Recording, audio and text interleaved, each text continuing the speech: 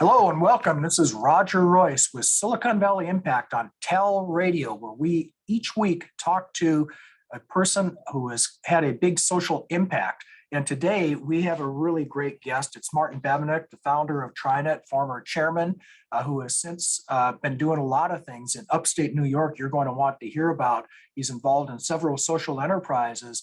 He really is an example of somebody who has figured out a way to give back to the community, especially the startup community, and some of the things that he's done. So Martin, first of all, thank you for taking time out of your busy schedule. I know you're in high demand, so I appreciate you being here today. Always a pleasure chatting with you, Roger. Enjoyed our last discussion on the TriNet story, and looking forward to sharing some more on social enterprise. Great. Well, let's maybe extend that story a little bit, because we didn't talk enough about, I think, what you're doing now in New York with Upstate Ventures, Upstate Jobs, entrepreneurs across borders. There's so many of them, UpMobility Foundation. Can you tell us, I guess, to start with, your program for startups in upstate New York? Well, to unpack that a little bit, let me first point out that, as you're aware, we started TriNet in Silicon Valley. And I was the company CEO for 20 years. And then halfway in that journey, made the relocation from Silicon Valley to my hometown in upstate New York, Little Falls, second smallest incorporated city in the state of New York, halfway between Albany and Syracuse. And in the course of doing that, then ended up commuting for 10 years, which was hard. It all worked out. But I was really focused on family when I was home and business at TriNet when I was in Silicon Valley.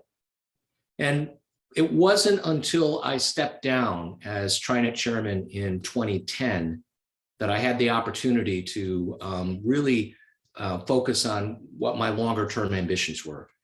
And as I've written about in my book, More Good Jobs, I had the really strong advantage that transitioning from CEO in 2008 to serving as chairman for 2 years until 2010 gave me the chance to reduce the operating hat and for more than a year really think about what did I want the next chapter to be. And that set the stage for this social enterprise strategy that we'll have a chance to unpack. So in general, it began with that idea of, I'm only one guy.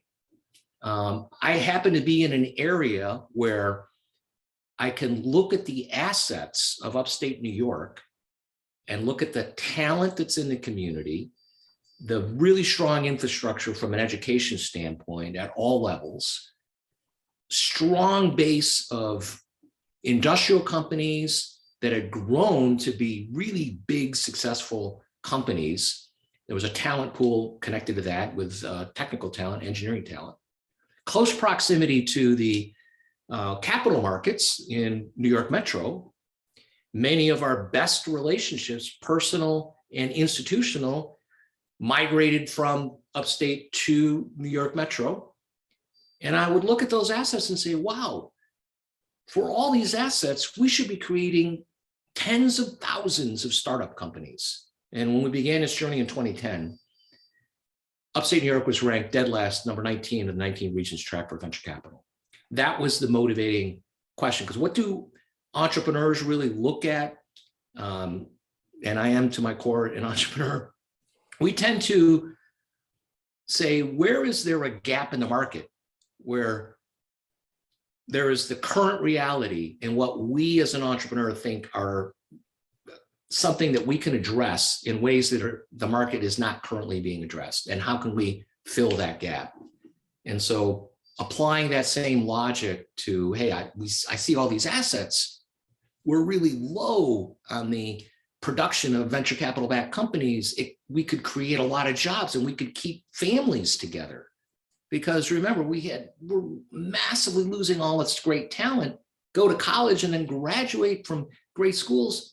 They leave the area, we actually break up families. This was a really big thing for me.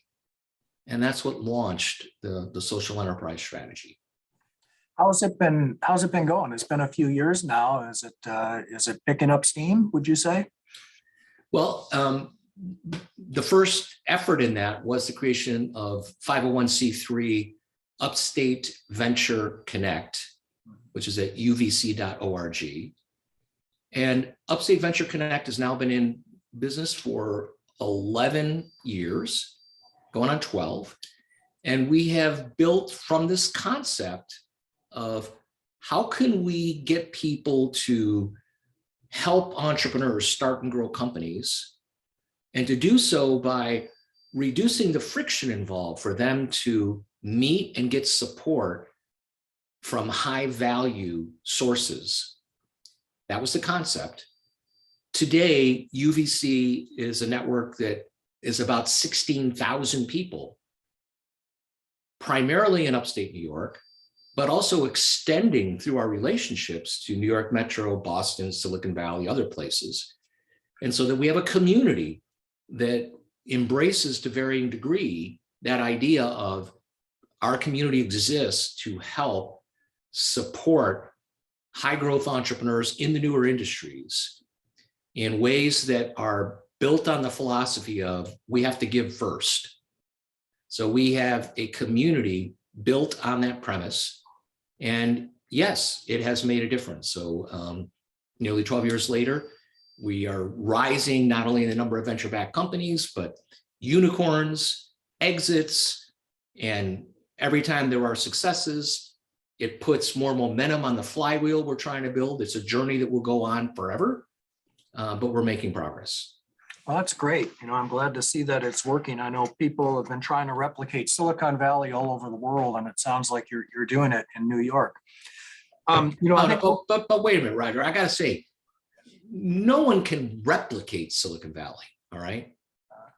Because Silicon Valley has such density of existing entrepreneur relationships and relationships with a whole ecosystem that supports the growth of those venture-backed companies. It's hard for me to imagine how that's ever going to be taken over by someone else, or at least in the foreseeable future. But could we take some lessons learned out of Silicon Valley and repurpose them to fit a local structure, especially if it's regional as opposed to just a single community? That's what we've tended to focus on. I see. Okay. Well, great. Congratulations on starting that and all your success. 16,000, that's a big community, for any startup organization. So I'm glad to see that's working well. I want you to hold that thought. We're going to take a quick break here, and we'll be back in a little bit to talk more about the job creation aspect of this. Again, this is Roger Royce with Silicon Valley Impact on TEL Radio. We're talking to Martin Babinec. Okay, welcome back. Roger Royce with Silicon Valley Impact on TEL Radio. We're talking with Martin Babinec, former chairman of TriNet, founder of TriNet, and currently involved in some Upstate Ventures, StartFast Ventures in Upstate New York. Martin, you're also an author. You recently published a book, More Good Jobs, talking about creative collisions is the term that you use in that book. Could you tell us a little bit about the book and what the message is and what you're trying to get across by publishing this? More Good Jobs tells the story of the 12-year journey that we've been on at nonprofit Upstate Venture Connect to specifically help emerging entrepreneurs in the newer industries get connected to the resources they need to start and grow companies.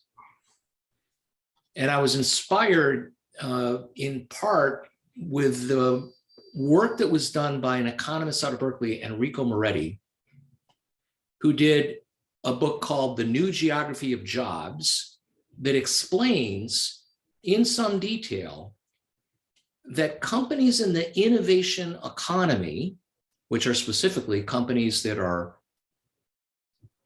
based on developing an innovation that's not yet widely accepted in the marketplace, and are starting a business with an ambition for national or global distribution, or has the potential to advance to that. That's the definition of an innovation economy company. Enrico Moretti was able to prove that as you create those companies, it actually increases the job creation rate across many sectors in a local economy. All right. So oftentimes the government looks at a startup as a small business and treats them the same as a restaurant that's opening. All right.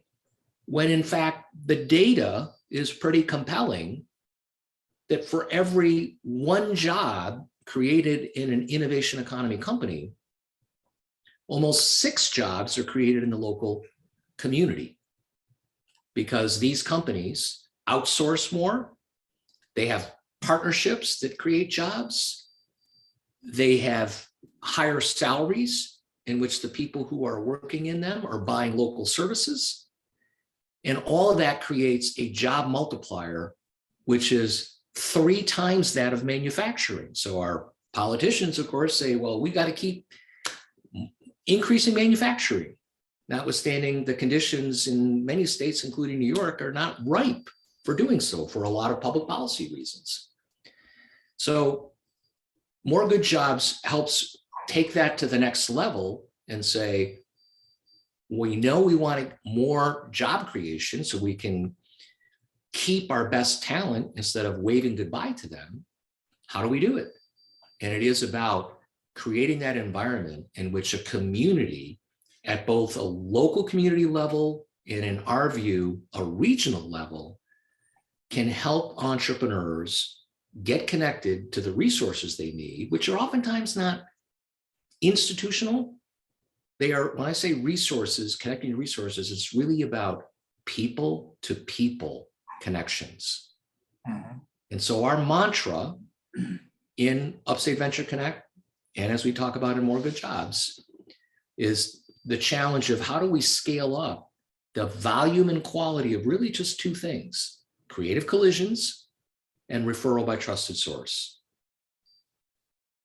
And when we can make those things happen and connect entrepreneurs with the right resources, because we got more creative collisions, the right people bumping into each other and orchestrating that, and then relationship development, so there are mechanisms so that people get to know each other better so that they can make referrals. That's how we go about creating more good jobs. Yeah, great. In the book, you talk, your company was built here in Silicon Valley. I know you started in New York, but you moved here, and you mentioned that you'd like to create a system where people don't have to move away from their families to build their businesses. So you've got personal experience in that. But you did say in the book that you couldn't have built that company any place but Silicon Valley. And I'm wondering, what you're doing in New York, do you think you'll be able to create an environment where people could build another TriNet in a place like New York, or specifically in upstate New York? It's not just aspirational, it's already being done now.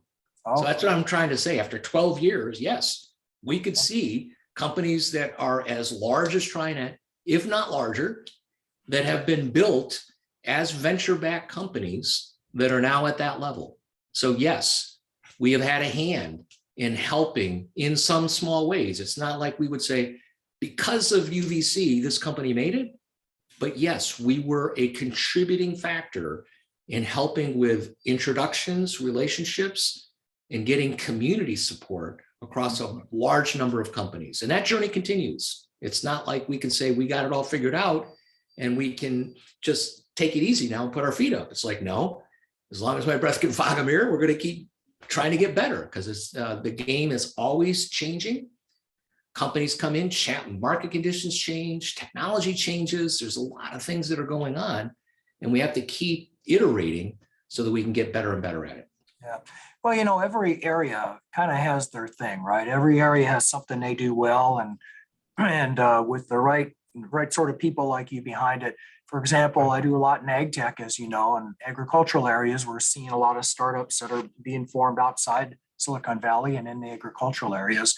I'm sure New York, as you're saying, it's got some conditions that are right to foster the growth of some other types of startups. So sounds like it's been working. That's great. Anyway, we're going to take a short break here. This is Roger Royce with Silicon Valley Impact on Tel Radio. We're talking with Martin Babinec, and we're going to be back in just a few minutes here to discuss some of the other things that you've been involved in lately.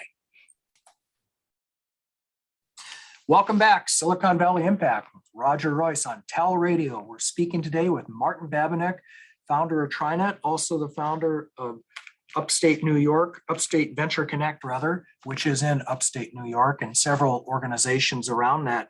So Martin, we were talking before the break about creating more good jobs and encouraging companies to start in your area.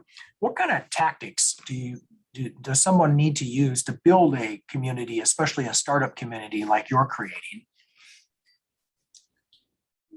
What we did was, like many that are trying to bring about a social change, we fell into an initial trap of putting a little bit too much emphasis on trying to find leaders of organizations that could play a role in helping advance our agenda.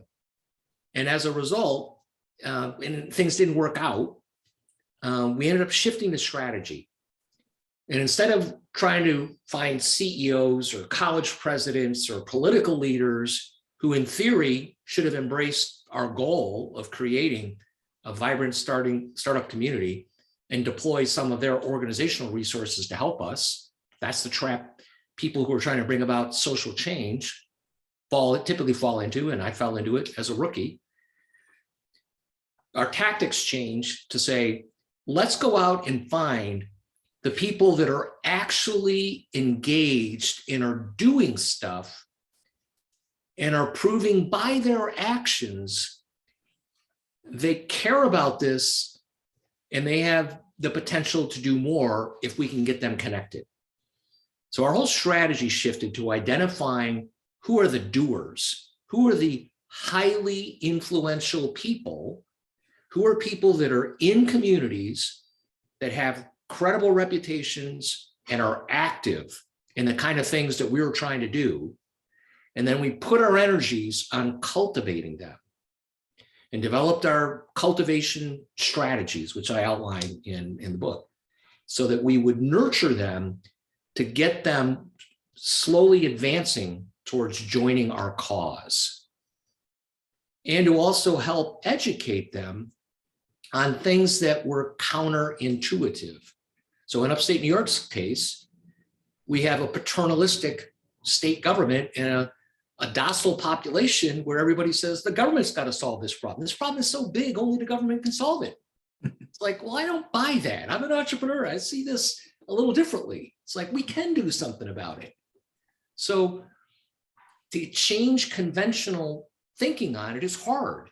And it means finding people that are also ready to be warriors for the cause, who are ready to think outside the box. And importantly for us, another key tactic was having a values orientation. So we'd find people that were aligned not only with purpose, but with the value of wanting to give first and demonstrating by their actions, if they're a highly influential person who are doing things like helping others before trust is earned and paying it forward, then we kept casting our net out to find those people and then cultivating them. Yeah, no, I understand. Well, you're certainly a good example of that. So you can set an example for people. Tell me more about this term that you use, creative collisions, because I guess I've heard the concept in other areas, but it might not be obvious to everybody.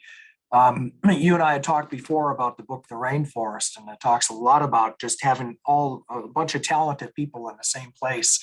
Is this sort of like that concept? You're going to just have a lot of people and kind of get them together?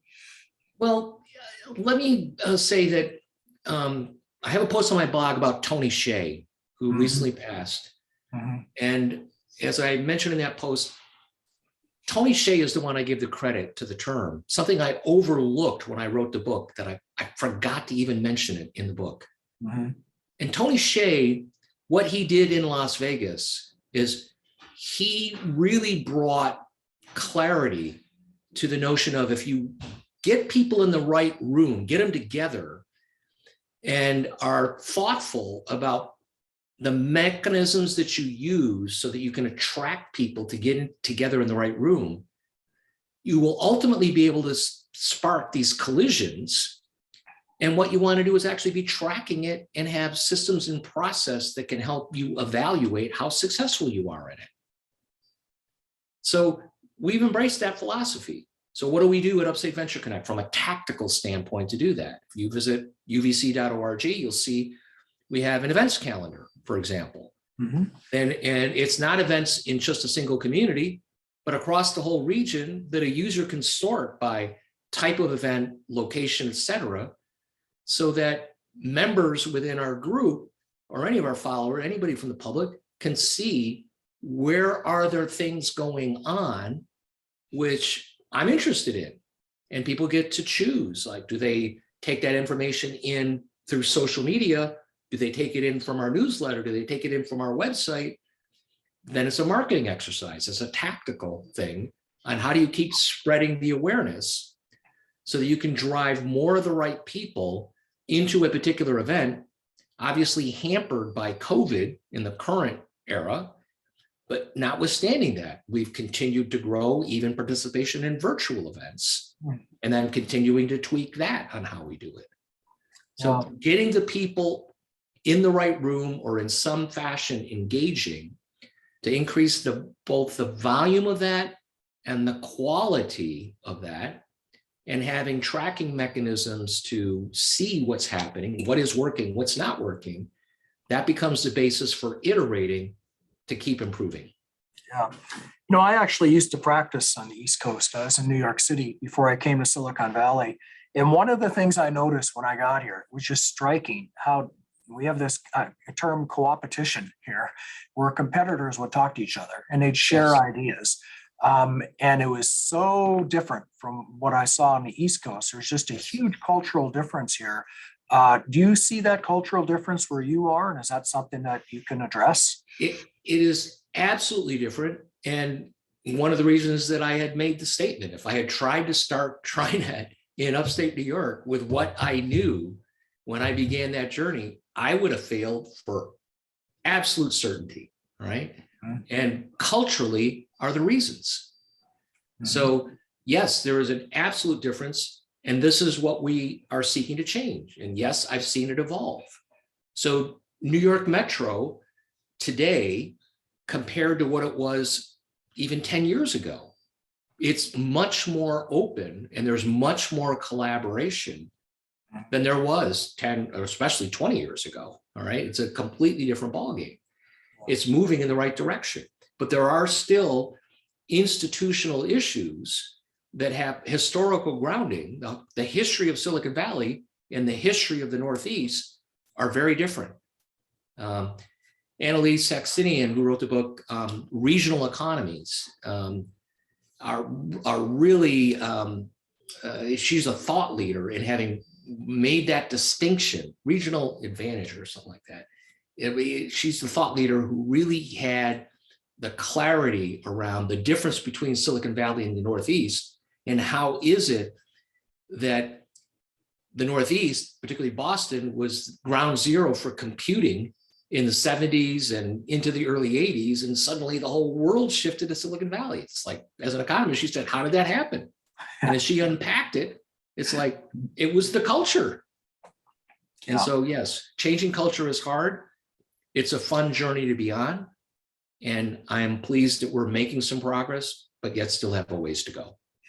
Okay, well, that's great. So last question, Martin, if people want to find out more about what you're doing, about Upstate Ventures, about More Good Jobs, where can they find more information? UVC.org would be for Upstate Venture Connect. More Good Jobs is moregoodjobs.org. And of course, my site, Babinec.com, BABINEC.com, would have the full range of things I'm involved in. And it's also possible to put an email through that site that will get to my own desktop. Okay. Wow. That's impressive. You're very accessible. Yes. Okay. Well, that's great. Well, I want to thank you for being here. This is Roger Royce with Silicon Valley Impact on Tel Radio. We were talking with Martin Babinec, founder of TriNet, and now working with Upstate Venture Connect in upstate New York. Thank you for being here, Martin, and we'll see you all next time.